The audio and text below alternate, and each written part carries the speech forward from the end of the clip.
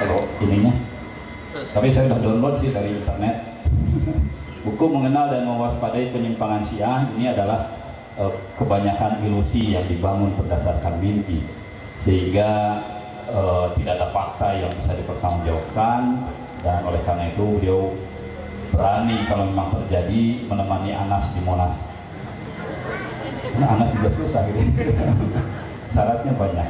Baik, kemudian jadi tuduhan-tuduhan tentang tahrif Quran dan lain sebagainya mungkin nanti kita bisa klarifikasi dengan beliau. Kemudian beliau juga mengatakan bahwa MUI tidak berhak mengkafirkannya atau menyesatkan, mohon maaf kalau salah. Kemudian berkaitan dengan hadis, Syiah juga menerima hadis dari Sunni. Itu tadi disebutkan ketua yayasan itu tulisan akhirnya itu hadis-hadis Sunni di dalam tafsir Al-Mizan. Dan nanti akan menjadi menarik karena Pak Dr. Mujio juga ternyata dalam tulisan atau tesisnya itu hadis-hadis imamah dalam Sahih Bukhari dan Al-Kafi dalam perspektif ilmu hadis dan diroyah. Ini ternyata hadis semua yang kumpul di sini. Jadi mudah-mudahan permasalahan kita, kesalahpahaman kita bisa sedikit banyak terungkap, sehingga kesalahpahaman itu bisa yang menjadi hambatan kita itu bisa semakin sedikit.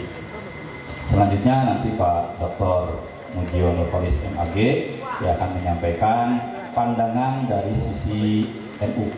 Kita juga undang sebetulnya dari sisi Muhammadiyah, cuma tidak bisa hadir. Sebetulnya Pak Izzuddin juga bisa mewakili ya, tapi katanya nggak usah, saya mewakili MUI saja katanya. Nanti jenis kelaminnya nggak ketahuan repot ya. Apakah MUI atau Muhammadiyah apa gitu ya. Baik, Pak Mujio ini dosen saya juga sebetulnya di UIN Bandung ketika mengajar ilmu usul fikih ya. Jadi ini rantaian perguruan sebetulnya. Pak Yunahar juga penulis buku, itu guru saya ketika SMA di Madrasah Mu'allimin Muhammadiyah. Beliau ngajar saya tafsir, waktu itu tafsir Al-Manar. Jadi dengan Pak Yunahar sebenarnya saya juga cukup kenal. Kemudian Pak Mujio ini ketua LBM atau Lembaga Bahsul Masail, pimpinan wilayah dari Nahdlatul Ulama, dan juga beliau dosen Fakultas Usuluddin di UIN Sunan Gunung Jati Bandung. Ya, tadi tesisnya adalah hadis-hadis imamah dalam Sahih Al-Bukhari dan Al-Kafi dalam perspektif ilmu hadis dan diroyah. Jadi semuanya mempunyai basis yang cukup bisa untuk memahami permasalahan perbedaan mazhab ini. Baik, selanjutnya Pak Dr. Mujio saya persilahkan, dan sekali lagi waktunya maksimal 15 menit. Terima kasih. Assalamualaikum warahmatullahi wabarakatuh. Bismillah, alhamdulillah, wassalatu wassalamu ala rasulillah wa ala alihi wa sahbihi wa mawala, wa la hawla wa la quwwata illa billah. Raditu billahi rabba wa bil islami dina wa bi muhammadin nabiyya wa rasulah. Terima kasih kepada moderator yang memberikan waktu kepada saya terakhir. Jadi bukan terakhir, maaf, Kiai masih sebagai pembicara terakhir lagi ya. Tapi setidaknya memang kebetulan makalah saya ini berada di tengah-tengah di antara fatwa MUI dan pembelaan dari Syiah tadi. Sudah cukup lama saya memperhatikan dan mempelajari beberapa buku Syiah, terutama buku-buku hadis dan syarah Usul Kafi juga saya di rumah punya, itu banyak saya baca. Bapak Kiai yang terhormat, para narasumber yang saya hormati, hadirin hadirat rahimakumullah. Makalah saya ini terbagi menjadi 3 dengan 4 penutup. Yang pertama, latar belakang perbedaan Syi'i Sunni itu kenapa. Pada awalnya setelah Rasul wafat, itu muncul 3 kekuatan. Kekuatan terbesar dipimpin oleh Abu Bakar dan Umar dari kelompok Muhajirin. kemudian dari Sa'ad bin Ubadah ya, yang dari Ansar. Kemudian satu kelompok lagi yang sibuk mengurus jenazah Rasulullah Sallallahu Alaihi Wasallam, yaitu Ali, Fatimah dan putra-putranya beserta para pendukungnya. Maka setelah Abu Bakar dilantik sebagai khalifah atau dibeat sebagai khalifah, maka Siti Fatimah betapa marahnya karena menganggap mereka tidak mempedulikan jenazah Rasulullah Sallallahu Alaihi Wasallam. Maka akhirnya sampai 6 bulan Fatimah tidak mau membaiat dan Sayyidina Ali pun tidak mau membaiat. Baru Sayyidina Ali membaiat setelah Siti Fatimah wafat. Akan tetapi harmonis sebenarnya pada masa Abu Bakar dan Umar dan Utsman itu harmonis. Bahkan Sayyidina Ali pada masa Khalifah Umar itu menjadi penasehat dan sangat banyak membantu Sayyidina Umar dalam menyelesaikan berbagai persoalan hukum yang dihadapi. Namun kemudian ketika kepemimpinan beralih kepada Sayyidina Ali, di mana Muawiyah semakin kuat. Sebenarnya kekuatan Muawiyah sudah dimulai pada zaman Umar, akan tetapi pada zaman Sayyidina Ali semakin kuat. Maka kemudian terjadilah pengambilan kekuasaan. Lebih-lebih pada masa Yazid bin Muawiyah, di mana keluarga Ali dibantai oleh Yazid. Maka perlu diketahui oleh Babul Ulum, Yazid bin Muawiyah di kalangan ulama hadis dinyatakan haram meriwayatkan hadis dari Yazid bin Muawiyah. Kalau Muawiyahnya sendiri, dan kita jangan salah paham bahwa Muawiyah itu jahat. Sebab penggantian Muawiyah kepada Yazid ini sebenarnya beberapa orang pendukung Yazid banyak membohongi Muawiyah seakan-akan Yazid itu adalah orang hebat. Padahal Muawiyah tahu di rumah begini-begini itu barangkali di rumah mah agak soleh, tapi di luar barangkali kurang soleh. Maka artinya beberapa pendukung Yazid bin Muawiyah itu memberikan kesaksian yang sebenarnya kurang pas, tidak benar. Maka kemudian akhirnya Muawiyah mempercayai Yazid. Jadi dalam ilmu hadis sunni ini dinyatakan bahwa Yazid bin Muawiyah haram diriwayatkan hadis darinya. Artinya kalau beliau meriwayatkan hadis, tidak boleh ada ulama yang memenuhi. Perjalanan di abad pertama berujung pada pertemuan antara Umar bin Abdul Aziz dan Imam Syiah yang ke-6, Ja'far As-Shadiq. Keduanya imam besar, keduanya bertemu dan bermufakat untuk mengakhiri perseteruan yang berdarah-darah sepanjang abad pertama itu setelah wafat Rasulullah. Maka kemudian mereka merumuskan kalimat apa yang bisa digunakan untuk menghilangkan perpecahan itu. Akhirilah setiap khutbah jangan lagi mencaci Ahlul Bait, Ahlul Bait juga jangan mencaci Ahlus Sunnah. Maka akhirnya mereka sepakat untuk membacakan satu ayat yang selalu kita baca oleh para khatib, yaitu surah An-Nahl ayat 90. Innallaha ya'muru bil 'adli wal ihsan. Al-ayat. Pasti setiap Jumat kita mendengarkan itu. Dan itu ternyata merupakan hasil pertemuan atau hasil rumusan dua orang itu untuk mengakhiri pertumpahan darah. Nah, maka akan tetapi nyatanya setelah kekuasaan berpindah ke Bani Abbasiyah, ternyata terjadi lagi pertarungan itu. Padahal pada awalnya beberapa atau katakan fikih Ali itu dianggap sebagai yang bisa memotivasi dan bisa mengangkat semangat persatuan pada waktu itu. Maka terbayang mungkin di benak kita bagaimana Imam Ahmad bisa mengumpulkan hadis-hadis ahli yang lebih dari 700. Itu perjuangan yang sangat berat oleh Imam Ahmad waktu itu. Asy-Syafi'i, beliau adalah Al-Hasyimi. Ketika beliau menjadi hakim di Yaman atau qadhi di Yaman, pada waktu itu karena terdengar beliau pencinta Ahlul Bait, beliau pernah disyarat dari Yaman ke Baghdad. Namun untungnya ketika di Baghdad beliau ingin ketemu Qadhil Qudat dulu.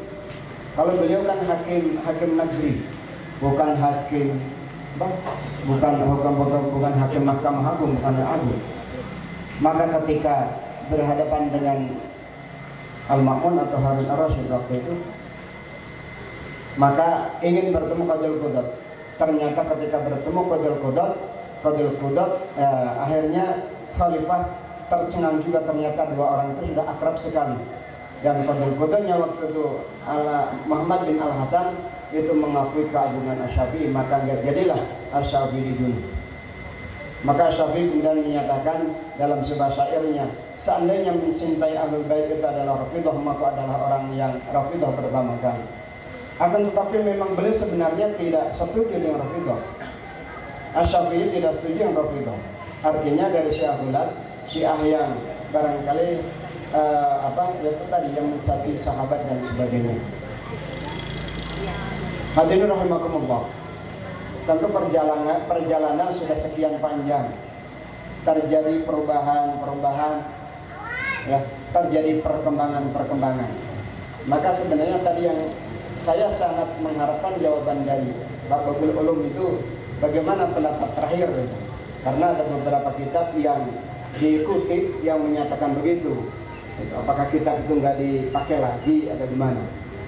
Ya, saya sebagai orang akademisi dan di NU juga saya sebagai orang yang membahas berbagai persoalan yang berkembang di masyarakat. Sebenarnya saya tadi atau barangkali nanti dalam diskusi semoga itu bisa terjawab. Dari bagian pertama itu saya akhiri bahwa sebenarnya kita nggak ingin, sepertinya kita nggak ingin berkepanjangan itu. Kita dijajah Belanda juga ingin merdeka, ingin bebas. Pemasa kita ingin saling menjajah. Ya, jadi kita tidak ingin berkepanjangan dalam. Kemudian yang bagian kedua, klaim benar dan sesat. Jadi kalau ada buku di sini kesesatan Sunni Syi'i, kalau Syiah menuduh Sunni sesat, kemudian Sunni menuduh Syiah sesat, itu barangkali ya akan begitu selamanya. Bahkan di kalangan Sunni juga pada abad kedua sampai abad keempat antara mazhab Hanafi dan mazhab Syafi'i itu tidak ringan itu perdebatannya, saling bunuh sama. Beberapa masa yang lalu antara Muhammadiyah dan NU juga nggak saling bunuhnya, nggak saling bunuh, tapi perbedaan itu sangat menonjol. Dan ini terutama di kalangan bawah. Ya. Oleh karena itu, apabila kita membaca tulisan-tulisan atau kalau kita menyikapi perbedaan-perbedaan di akar rumput, itu ya jadinya buku seperti ini lah. Artinya mendapatkan perbedaan-perbedaan yang demikian rupa. Ya, seperti doa kumel dipermasalahkan di Sunni banyak itu. Doa Ukasyah tadi ya, doa kemudian doa Ukasyah dan doa-doa lain Hizb Sulaiman dan lainnya itu banyak sekali. Itu artinya ada beberapa tokoh sufi, tokoh ulama atau wali kemudian berdoa dengan sejumlah kalimat yang kemudian itu dianggap sebagai doa yang mustajab, kemudian ditiru oleh pengikutnya. Ini barangkali hal itu tidak perlu dipersoalkan. Berkenaan dengan penelitian saya tadi tentang hadis-hadis Syi'i dan Sunni atau hadis-hadis imamah dalam Syi'i dan Sunni, saya temukan ada 5 atau 4 ya, 4 dalil andalan Syiah terutama Jadi karena tema kita adalah Syiah, maka 4 dalil andalan Syiah yang kemudian dijadikan sebagai dasar keimaman Sayyidina Ali. Yang pertama Al-Maidah 5556, Al-Maidah 67, kemudian hadis Ghadir-Hum, kemudian yang ketiga hadis Manzilah, yang keempat adalah hadis Laut. Semuanya saya bahas dalam tesis saya.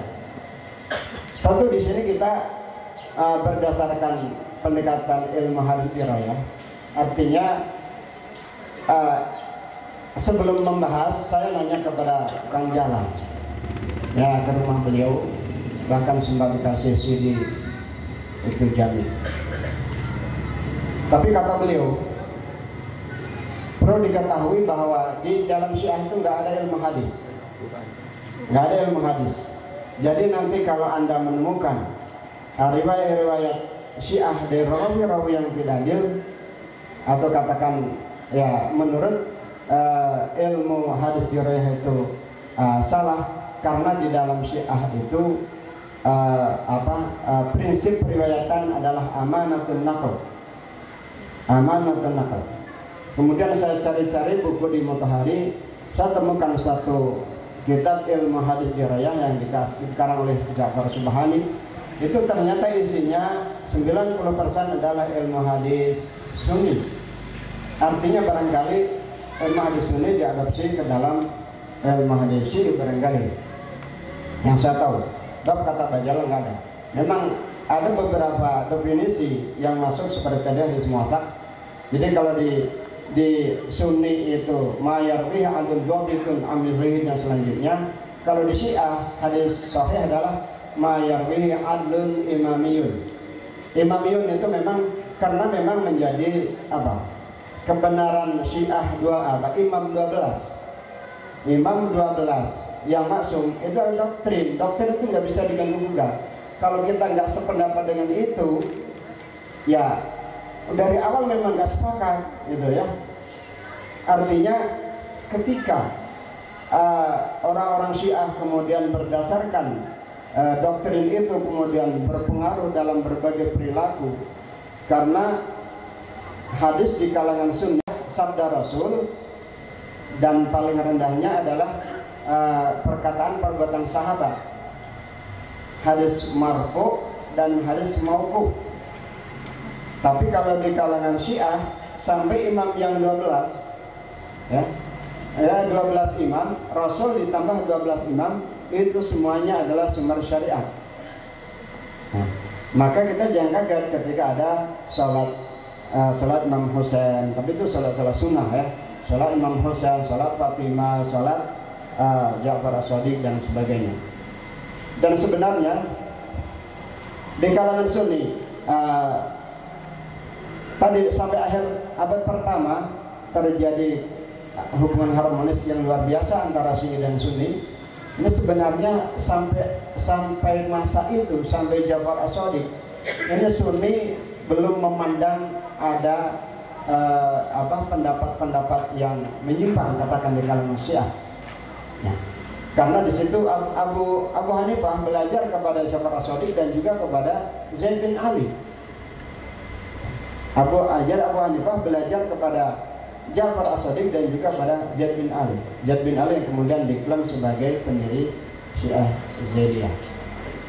Nah, tentu dalam keempat dalil yang tadi saya kemukakan, ini saya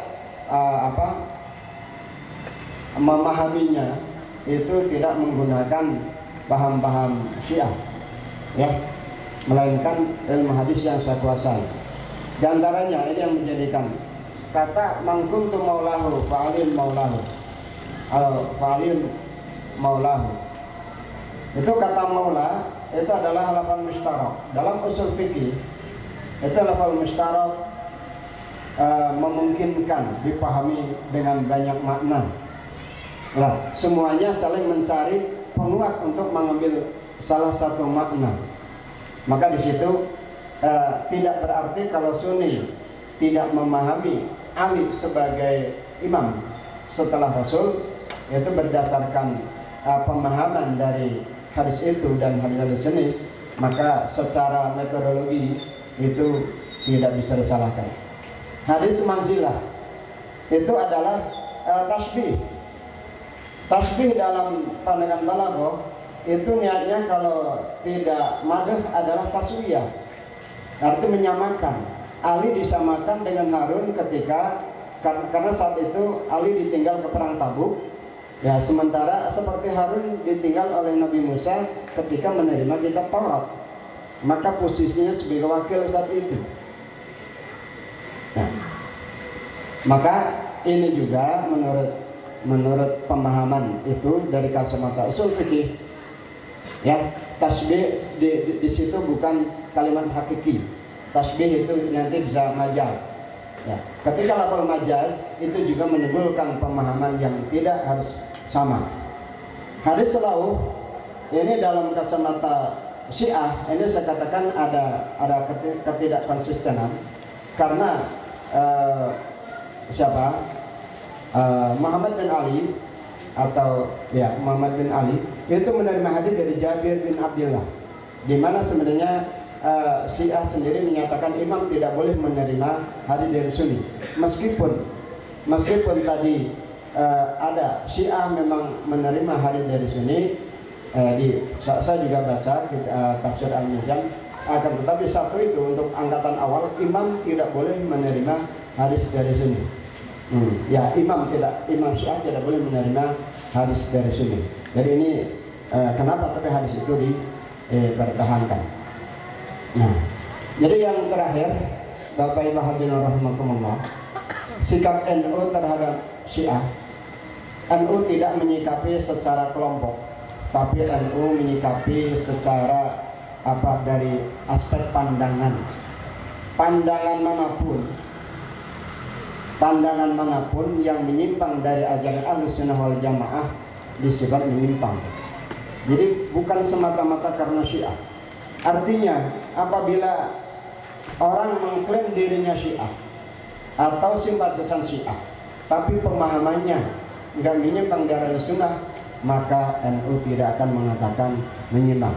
Kalau kita lihat pendapat pendiri NU Mbah Hasyim Asy'ari itu sebenarnya bukan secara kelompok. Kalau Rafidhah memang orang Syiah sendiri juga mengakui mereka menyatakan tidak sependapat dengan Rafidhah. Itu saja barangkali, kurang lebihnya mohon maaf. Semoga nanti ada pelurusan dan penyempurnaan pada pembahasan. Wallahu muwaffiq. Wassalamualaikum warahmatullahi wabarakatuh. Baik, ternyata banyak aspek yang mungkin tidak kita ketahui ya terkait dengan kedalaman dan keluasan permasalahan yang ada. Jadi riak yang muncul itu sebetulnya di dalamnya juga terjadi dinamika pembahasan. NU misalnya tadi mengakui juga hadis manzilah, hadis ayat-ayat yang berkaitan dengan wilayah, tapi dengan pemahaman yang berbeda. Nah, pemahaman yang berbeda itulah tentunya yang kemudian menyebabkan terjadinya perbedaan produk dan ya sehingga terjadi perbedaan, ada Sunni, ada Syiah dan lain sebagainya. Tentu bukan hanya terbagi pada dua mazhab ini saja, tapi dengan melihat hal seperti ini kita paham bahwa sebetulnya banyak hal yang disepakati dan ternyata usaha-usaha untuk rekonsiliasi atau menyatukan itu sudah sejak dulu.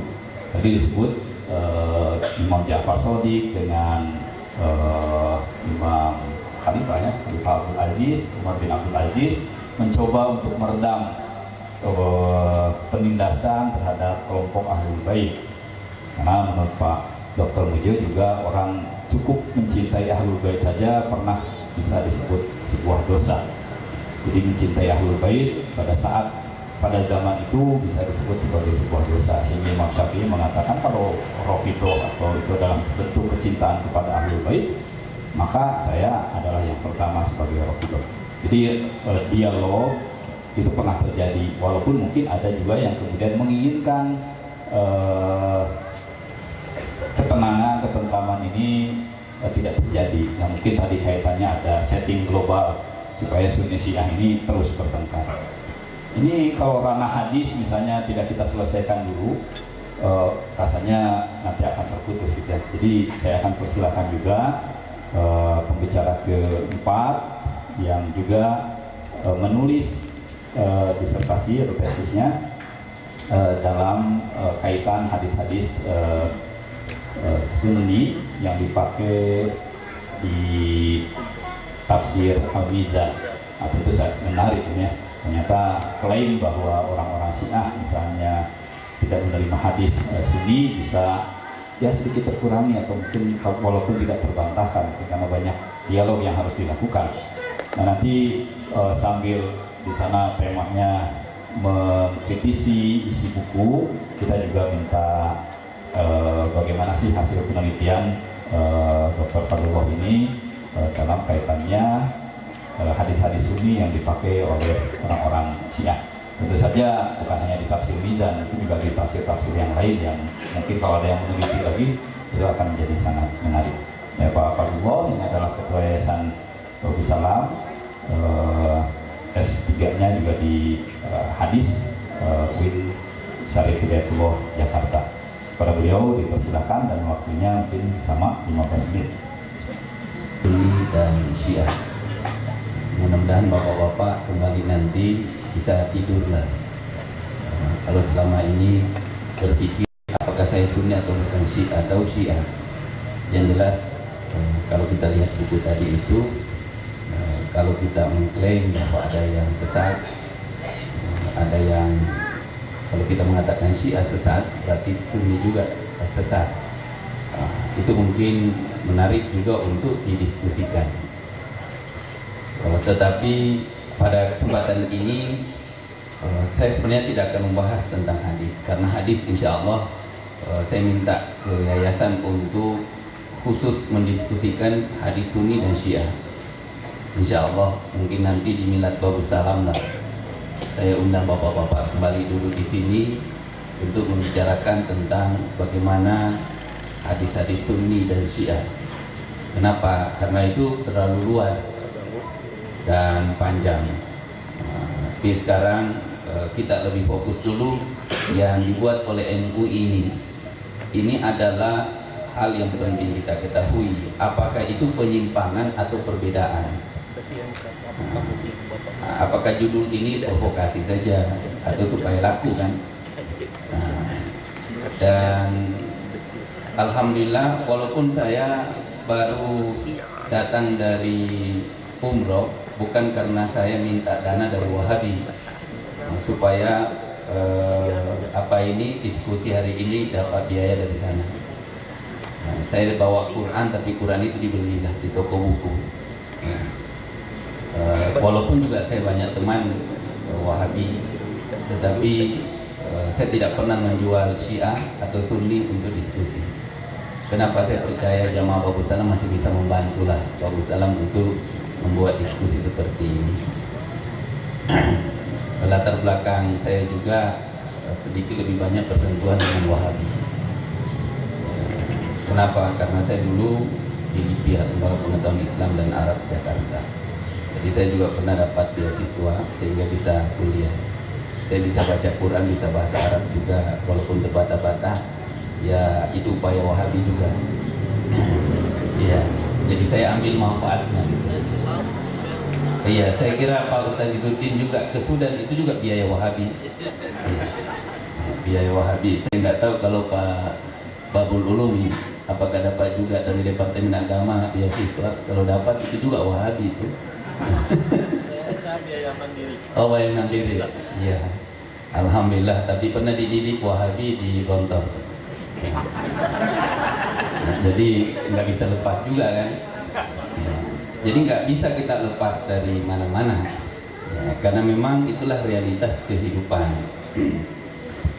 Nah, jadi saya ingin melihat buku ini bahwa mengenal dan mewaspadai penyimpangan. Kalau saya melihat buku itu tidak begitu tepat dikatakan penyimpangan, tapi lebih tepat dikatakan perbedaan. Nah, perbedaan kenapa? Kalau penyimpangan berarti kan ada salah satu pilihan, sesat atau benar, sementara belum ada kejelasan dan saling ada pembelaan. Sunni membela, Syiah juga membela. Di sini disebutkan bahwa Bapak dan Ibu-ibu di halaman 85 tabel penyimpangan ajaran Syiah dari ajaran Ahlus Sunnah. Saya baca tabel ini itu sebelum buku ini lahir. Nah, sebelum, kenapa? Karena buku yang dibuat oleh Kiai Sidogiri. Nah, di sana santri-santri Sidogiri, buku di situ bukan penyimpangan ditulis dan boleh dicek kembali, Pak. Saya sudah minta Pak Mulyana untuk ngecek kembali di apa kemarin Pak Mulyana? Al-Bayinat. Di sana ditulis bukan penyimpangan, tapi perbedaan Sunni Syiah. Jadi kalau mungkin Pak Babul Ulum, seorang calon doktor, dia nulis di situ penyimpangan, saya yakin nggak diluruskan di UIN itu. Ya, karena itu tidak ilmiah dan itu menyembunyikan data. Kan kita semua ini telah mengikuti S3. Nah, seharusnya ini harus diklarifikasi bahwa betul nggak di situ sebagai penyimpangan atau hanya perbedaan. Sementara buku yang muncul sebelumnya ditulis oleh santri tidak berani menulis penyimpangan, tapi lebih berani mengatakan itu perbedaan. Dan bukunya ada di rumah. Hanya saya tidak bawa karena terlalu banyak, Pak. Nah, jadi itu yang pertama yang saya ingin sampaikan ke MUI lah. Nah, kenapa? Kasihan orang yang tidak menyimpang disebut menyimpang umpamanya kan? Ya, kalau berbeda, oke saya terima. Ya, karena itu fakta. Itu bukan mengada-ngada. Saya nggak tahu siapa yang salah menerjemahkannya. Nah, kemudian saya lihat di sini juga dalam buku Rafidi, bahwa Syiah itu Rafidi. Secara umum memang buku ini tidak menjelaskan Syiah mana yang disebut menyimpang. Seharusnya sebagai ilmiah harus diklasifikasikan mana Syiah yang disebut menyimpang dan mana yang tidak menyimpang. Betul nggak Syiah itu semuanya menyimpang menurut MUI umpamanya? Terus Zaidiyah mau dikemanakan? Dari dulu sampai sekarang, bahkan bapak-bapak, ibu-ibu yang di pesantren ada kitab Nailul Autar, itu kan orang Syiah, Zaidiyah, Asy-Syaukani. Walaupun kata teman saya yang dari Mesir itu udah tobat katanya sebelum meninggal gitu. Nah, jadi kita ini pasti bersentuhan dengan Syiah Zaidiyah. Maka seharusnya, maka di dalam tesis itu kan atau disertasi ada namanya pembatasan penulisan. Nah, kalau ini tidak dibatasi, orang juga bingung membacanya. Kasihan umat itu yang tidak tahu. Nah, jadi ini seharusnya ada pembatasan ilmiahnya. Mana yang menyimpang? Kalau judulnya oke lah supaya tertarik dan bisa dapat biaya, ya, bisa dapat dana. Tetapi di dalamnya tidak boleh seperti itu. Kalau kita mau mencerdaskan umat, kecuali kalau kita mau mengadu domba umat, ya nggak apa-apa. Nah, kemudian ini harus kita lihat masalah Rafidi. Ibnu Taimiyah, saya ada di disertasi saya. Ibnu Taimiyah memang mengkafirkan Rafidi, tapi bukan Rafidi Isna Asyariyah, tapi Ismailiyah dan Sabaiyah. Dan itu sudah ditulis dan didiskusikan di Mesir bahwa Ibnu Taimiyah yang disebut Rafidi di situ yang menyesatkan adalah Ismailiyah, Ismailiyah Aga Khan kalau nggak salah Pak Kiai. Karena ada dua Ismailiyah, Ismailiyah Aga Khan. Ada Ismailiyah yang lain, ada Ismailiyah Aga Khan. Saya pernah diberitahu sama teman, katanya di Kalimantan itu ada Ismailiyah Aga Khan. Salatnya itu 17 kali sekaligus. Saya bilang enak juga itu, sekali 17 rakaat. Nah, saya udah minta dalilnya tapi sampai hari ini belum ngirim hadis itu, jadi saya belum amalkan. Hanya sebagai pengetahuan gitu. Karena nggak mungkin saya amalkan kalau nggak ada dalilnya. Jadi itu Rafidi. Nah, Rafidi di sini juga itu tidak dijelaskan. Coba aja Bapak bahas lagi itu Rafidi. Siapa sih itu Rafidi sebenarnya? Kan kasihan itu orang dituduh yang tidak seperti itu sebenarnya. Iya, iya, ya, iya, ya berdusta. Tapi kan Ibnu Taimiyah itu, nah Ibnu Taimiyah menyesatkan semua Rafidi. Dan juga kita udah tahu tadi dari Pak Dr. Mujiono mengatakan bahwa Syafi'i sendiri menggunakan istilah Rafidi kan. Kalau aku mencintai Ali, mencintai Ahlul Bait, lalu aku dituduh sebagai Rafidi, fal yashhad, maka persaksikanlah akulah yang Rafidi. Akulah yang Rafidi. Jadi walaupun ditulis juga di sini bahwa Imam Syafi'i menolak Rafidi. Nah, seharusnya ada penjelasan antara ucapan syairnya Imam Syafi'i dengan ungkapan ulama itu yang mengatakan Syafi'i menolak Rafidi. Apa perbedaannya? Nah, untung saya kira kalau ini dibawa ke disertasi mungkin terlalu banyak direvisi. Oh, bukannya ditolak ya? Oh, iya. Iya. Kemudian ini kan kita mau lihat bagaimana, jangan sampai kan bapak-bapak, ibu-ibu terpengaruh dengan ini. Oke lah, tetapi kan harus ada tabayun. Harus ada tabayun. Kemudian yang perlu juga dipahami ketika kita menulis satu kitab, satu buku, perkembangan dan pergeseran sebuah pemikiran. Ini yang tidak muncul di buku ini. Seperti buku-buku ini adalah merujuk kitab-kitab abad ketiga, abad keempat. Al-Kulaini, Al-Mufid. Itu kan tokoh-tokoh pentolan Syiah, Sunni. Kitab-kitab hadisnya. Perlu kita ketahui bahwa kitab Al-Kafi Al-Kulaini ada kurang lebih 14.000 hadis. Dan orang Syiah sendiri mengatakan tidak semua hadis di Al-Kulaini itu sahih. Hampir separuhnya tidak bisa juga dipertanggungjawabkan. Nah, apakah hadis-hadis yang dirujuk di sini yang bisa dipertanggungjawabkan atau yang tidak dipertanggungjawabkan? Nah, ini kan masih perlu dikaji. Jangan sampai hadis-hadis yang tidak bisa dipertanggungjawabkan yang dimasukkan di sini oleh orang Syiah sendiri. Saya setuju kalau memang mengatakan bahwa dalam ilmu mustalah hadis Sunni itu mungkin lebih luas referensinya dibandingkan dengan Syiah. Syiah. Jadi itu yang perlu kita ketahui. Nah, perlu kita lihat bahwa Al-Mufid, kemudian seharusnya buku ini juga mengungkap kira-kira pergeseran dan pengembangan pemikiran Syiah. Begitu juga Sunni, supaya ada pertemuan. Ini yang tidak muncul. Apakah Syiah itu memang konsisten pemikirannya dari nol sampai sekarang, umpamanya tahrif Al-Quran, atau atau nikah mut'ah, atau sholat 3 waktu, atau sholat apalah umpamanya? Kan itu perlu ditarik. Nah, dan sudah ada ulama yang mengoreksi sebagian pemikiran Syiah dahulu, seperti Kasyif Al-Ghita dalam usulul aslu Syiah itu udah ada pergeseran pemikiran Syiah di situ. Nah, ini yang tidak ditulis. Jadi saya tidak tahu ini tujuannya untuk apa. Kalau dia rujuk ulama-ulama modern yang tahun 180 atau 1080 atau 1900, mungkin sedikit wawasan kita itu lebih terbuka dan tidak terlalu mudah untuk saling menuduh, sehingga tidak muncullah buku itu kesetaraan Syiah dan Sunni. Kalau itu muncul kan gitu.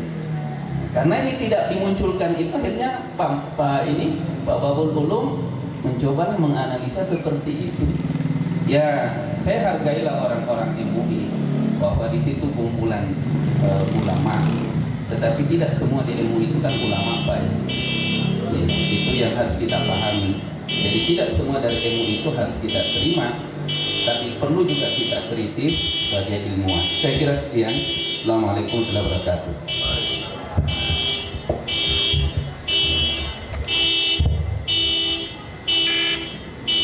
Ya, sudah diperingati oleh mobil, jadi yang punya mobil siapa? Baik Bapak dan Ibu sekalian, sedikit tentang buku tadi sudah dikupas ya, bahwa dari segi keilmiahan agak susah disebutkan bahwa buku ini adalah buku yang ilmiah. Entah tujuannya untuk apa, apakah memang mau mencari sensasi, mau mencari dana, atau mau memberikan pencerahan kepada umat. Sudah dibahas tadi bahwa kalau memang mau memberikan pencerahan maka harus diberikan batas-batas yang jelas sehingga umat tidak justru bingung atau bahkan saling tinju di bawah gitu ya, saling bunuh atau ya. Mungkin terjadi seperti yang disebut Pak Ustaz Mujio tadi, bahwa pertentangan Sunni Syiah pernah terjadi membanjirkan darah yang sangat banyak, dan itu kita bisa lihat di dalam sejarah. Jadi menurut Pak Dr. Fadlullah tadi bahwa buku MW ini memang masih, ya kalau tadi diajukan ke sidang ini pasti akan ditolak gitu ya, sehingga rambu-rambu keilmiahannya memang mesti banyak yang harus diperbaiki. Nah nanti mungkin Pak Izzuddin bisa memberikan tanggapan atau malah menyampaikan ke pihak MUI gitu ya, supaya ya kita satukan umat ini sebagai sebuah dalam wadah pencerahan dan silaturahim tadi. Banyak hal tadi yang diindikan berkaitan dengan isi buku itu. Salah satunya adalah bahwa isi buku tidak merekam secara jelas dinamika pemikiran yang ada di kalangan Syiah. Apakah memang Syiah itu kekeh memang mengatakan tahrif Quran, dan tadi sudah dijawab sebetulnya kekeh bahwa Quran Syiah Sunni itu tidak beda, nah, seperti itu, atau ada perkembangan lain baik itu terkait tahrif Quran atau hal-hal yang lain. Dan memang ini menjadi satu kajian yang sangat panjang dan tentu saja melelahkan bagi sebagian besar umat. Ini tidak enak untuk diikuti, enaknya langsung saja tadi Sunni atau Syiah yang sesat gitu, sehingga bisa saling menghancurkan pada akhirnya, dan umat Islam tidak dapat apa-apa. Baik, ya kita ingin ikuti bagaimana Pak Kiai selaku mubalik yang senior di Bandung dan juga di Indonesia merekam konstelasi pemikiran Sunni dan Syiah, dan juga beliau mudah-mudahan bisa menjelaskan posisi Bobi Salam ini dalam pertentangan Sunni Syiah ini di mana, apakah dia masuk ranah yang mana gitu, atau jadi susis, jadi susisnya Sunnah Syiah gitu, terpukul wilayahnya gitu.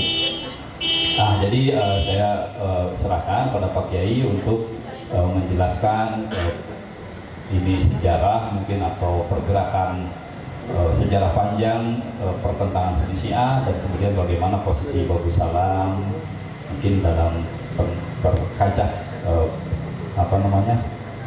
pemikiran seperti ini. Saya persilahkan, dan waktunya juga sama 15 menit, karena kalau tidak 15 menit nanti dialognya sebentar. Assalamualaikum warahmatullahi wabarakatuh. Alhamdulillahilladzi anzala al-Qur'ana tanzilan yakuna lil 'alamin nadhira. Wassalatu wassalamu ala rasulil karim wa ala alihi wa sahbihi ajma'in. Qala Allah ta'ala fil Qur'anil karim, a'udzu billahi samil 'alim minasyaitonir rajim. Ya ayyuhalladzina amanu in tuti'u fariqan minal ladzina utul kitaba yaruddukum ba'da imanikum kafirin. Wa kaifa takfuruna wa antum tutla 'alaikum ayatullah fikum rasuluh wa may yaqsibillahi faqad hudiya ila siratal mustaqim. Syukur alhamdulillah pada hari ini kita dapat berkumpul dan memperoleh banyak pencerahan dari sudah 4 pembicara. Kita pasti sudah ilmunya bertambah. Baiklah, kalau saya hanya melihat secara global ayat yang tadi saya bacakan itu turun mengenai ini, sudah menulis buku 5 tahun lalu, Zionis dalam Quran dan peran Syash bin Qais menghancurkan Islam. Ini diluncurkan di Salman dengan Jerry Decree 3 tahun yang lalu, atau 5 tahun yang lalu. Pasti kenal siapa Jerry Decree? Ya.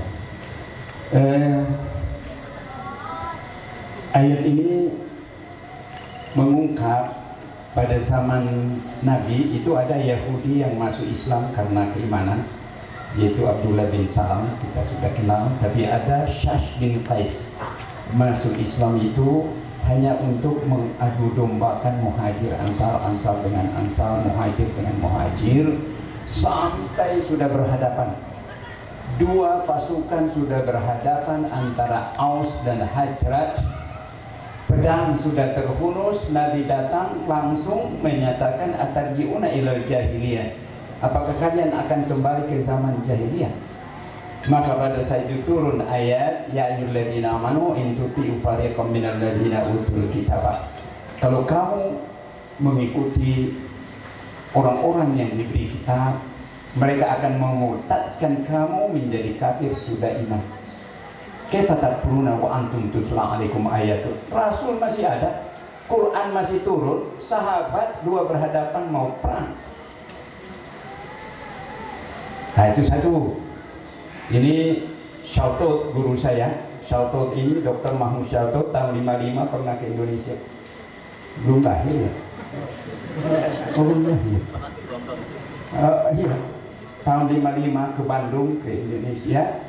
Di dalam tafsirnya, tafsir Al-Qanul Adin, menafsirkan ini dengan banyak ayat-ayat yang lain. Syash bin Qais akan datang setiap tempat dan zaman. Ini Syautot. Syash bin Qais pada saat itu individu lain lemah, tapi Syash bin Qais pada saat ini seluruh kekuatan ekonomi, politik, media ada pada Syash bin Qais. Betapa hebatnya tantangan dunia Islam saat sekarang ini dibandingkan dengan zaman Rasulullah SAW. Dan apa yang terjadi di Irak sudah hancur, kemudian Libya, kemudian Mesir, sekarang Syria yang tadi disinggung. Iya, sedih kalau kita baca di internet. Cuma tidak perlu saya ungkapkan di sini. Masalah politik, kemudian pers, Sunni Syiah. Dan yang dibunuh justru siapa? Ulama besar Said Ahmad Sunni. Apa? Iya, mazhabnya Syafi'i. Jadi, demikian juga Yerusalem. Saya sudah 5 kali ke Yerusalem. Sudah buku sebentar lagi selesai, Yerusalem dari masa ke masa. Sedih. Saya kemarin nangis ketika masuk Hebron. Sekeliling Hebron itu perkampungan Yahudi semua. Yerusalem di atas itu Yahudi Uzairiyah dari Rusia, dan sekarang Yerusalem sebentar lagi akan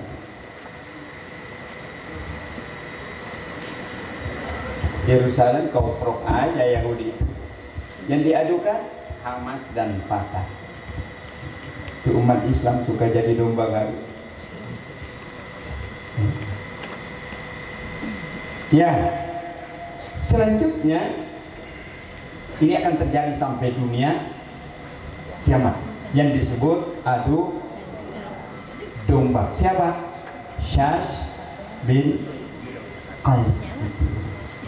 Jadi di balik ini ada global yang mengatur semuanya,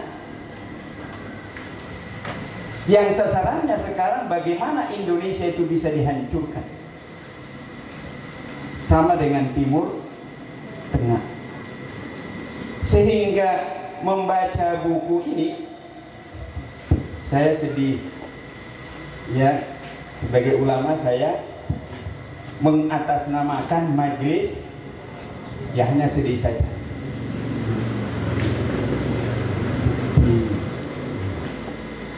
Kok mengatasnamakan majelis ulama, sedangkan ini deklarasi apa ini? Ada deklarasi aman yang lalu, deklarasi Bogor yang dipelopori Muhammadiyah, deklarasi Jeddah di sini. Di mana di dalam buku saya mazhab apa itu? Dinamika perbandingan mazhab, di sana dari rujukannya Syiah itu ada 32 mazhab.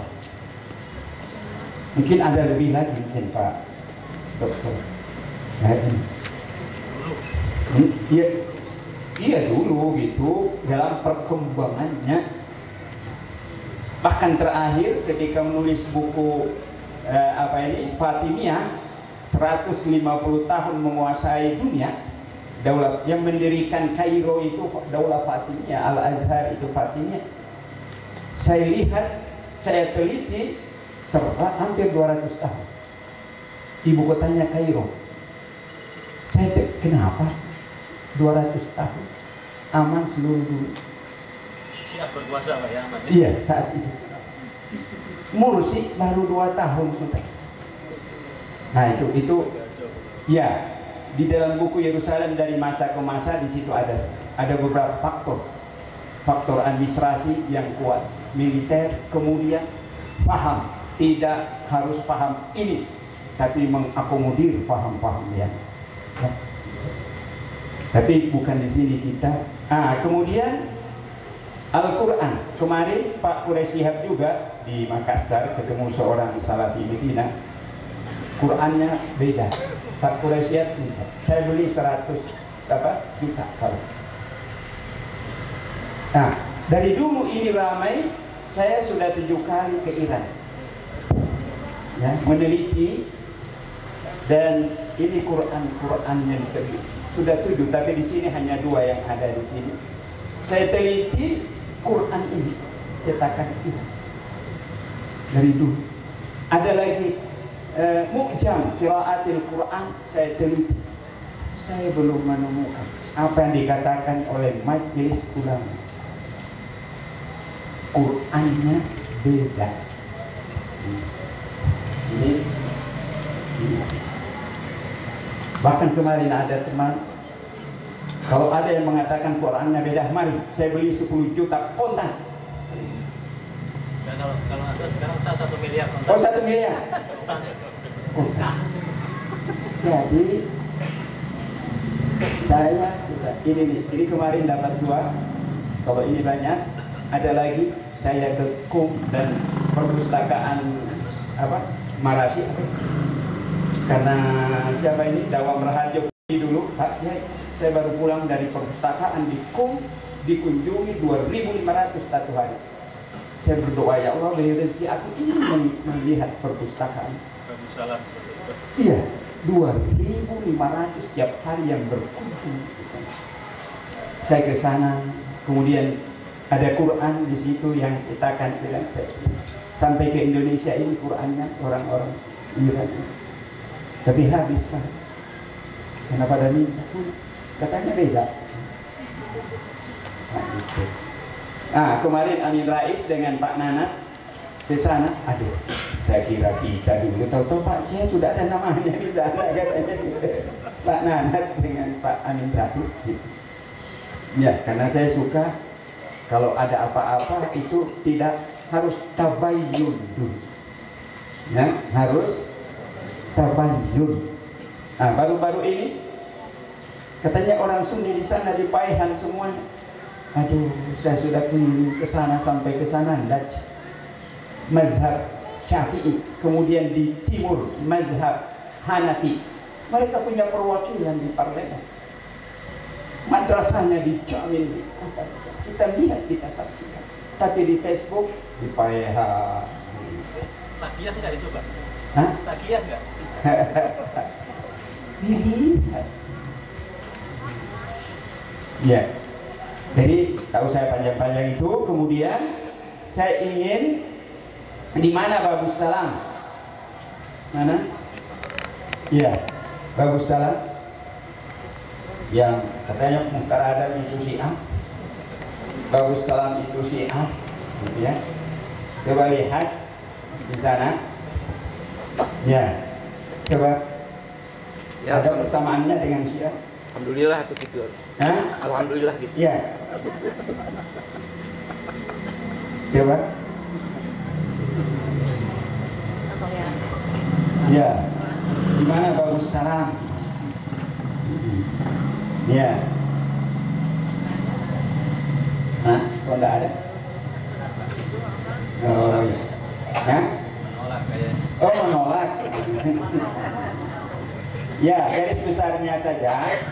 Aqimis sholata liduluki syamsi ila ghasaqil lail. Ja'far As-Shadiq itu mengatakan sesudah salat lohor maka terpadulah antara lohor dan asar. Jadi 3 kali sholatnya. Nah, di bagus salat azannya berapa kali? 5 kali. Sholatnya 5 kali. Jadi Syiah. Syiah? Hah? Iya kali Pak. Enggak, bagus salam. Itu azan dari dulu Muhammadiyah saya ke sini terus tidak ada perubahan. Coba orang kampung. Coba. Nah, itu satu. Kedua, baru-baru ini ada Pak Majid di Republika, ada Pak ini, Pak Jibril, Abu Jibril ketemu dengan ajudannya Pak Quraisy. Kamu sudah berapa tahun dengan Pak Quraisy kemana-mana? Pak Quraisy itu kalau sholat pakai durban? Oh tidak. Langsung kata Abu Jibril, seluruh fitnahan saya batal dengan sendirinya. Pak Quraisy bukan Syiah. Itu. Satu, kedua, apa lagi?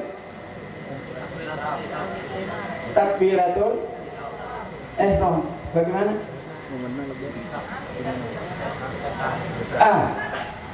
Di Darussalam santri dari dulu sedekap di sini. Karena saya tafsir yang diajarkan di sini Ibnu Abbas, Tanwirul Ibnu Abbas. Fasalil yaumil kawanhar, kata Ibnu Abbas,